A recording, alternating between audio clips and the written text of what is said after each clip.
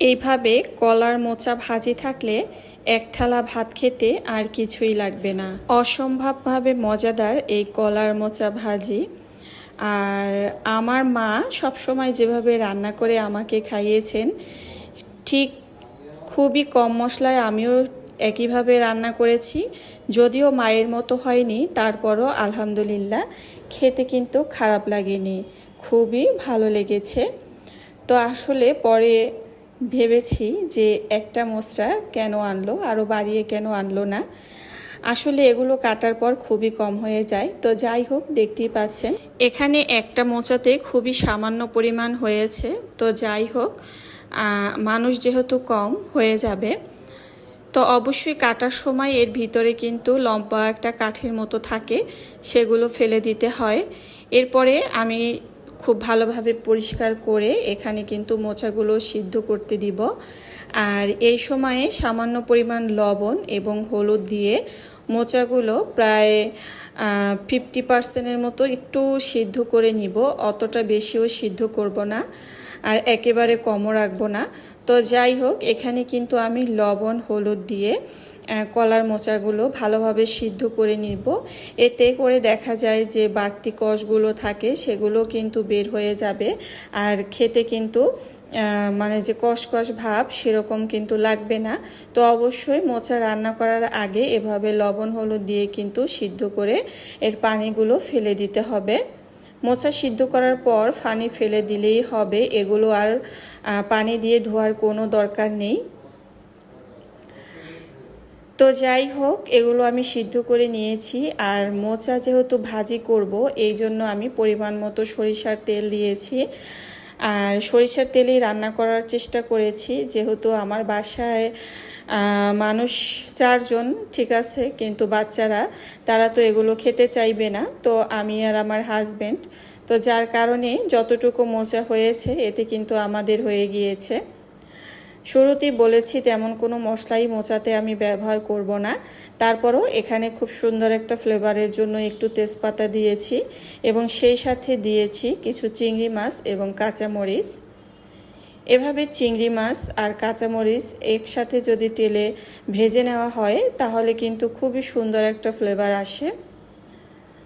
সত্যি কথা বলতে কি, এত সুন্দর ফ্লেভার আসছিল চিংড়ি মাছ আর কাঁচামরিচ যখন নেড়ে নিয়েছিলাম।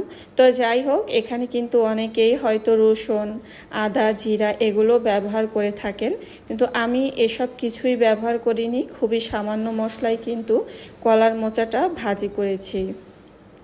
তবে রসুন আদা জিরা না দিলে যে খেতে একেবারে খারাপ লাগে তা কিন্তু নয়, কারণ আমার কাছে তো ভীষণ ভালো লেগেছে।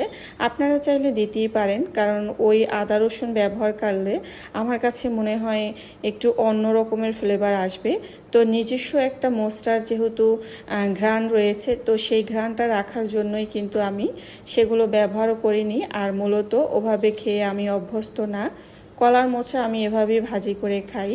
তো যাই হোক, এখানে কিন্তু সামান্য পরিমাণ একটু হলুদ দিয়েছি, আর যখন সিদ্ধ করেছি তখন তো দিয়েইছি।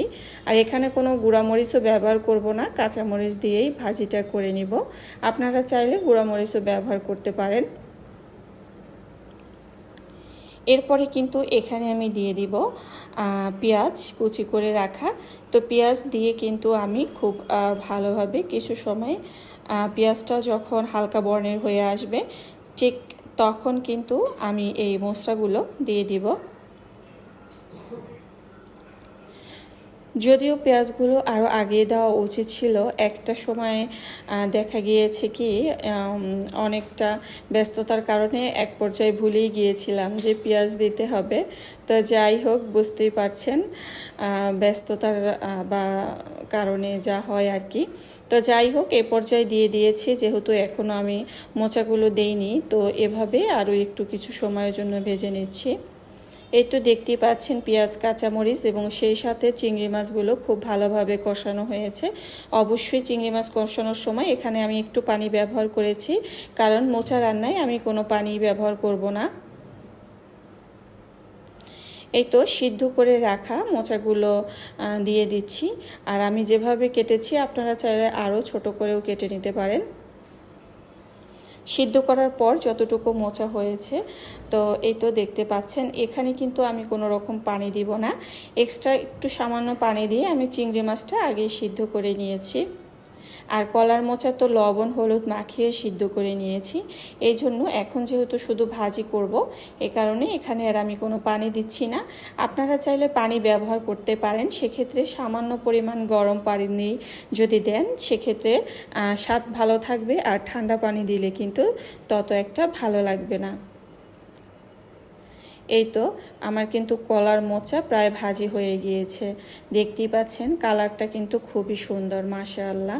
আর চিংড়ি মাছগুলো দিয়ে যখন ভাজি করেছি সাথে কাঁচামরিচ ছিল, আপনি সত্যি এভাবে যদি ভাজি করে খান আপনার এক প্লেট ভাত কিন্তু নিমিষেই শেষ হয়ে যাবে। আর আপনার পাশে আরও অন্য কোনো মাছ বা মাংস আছে কি না এগুলো আপনি খুঁজবেনই না বা মনেও পড়বে না আপনার।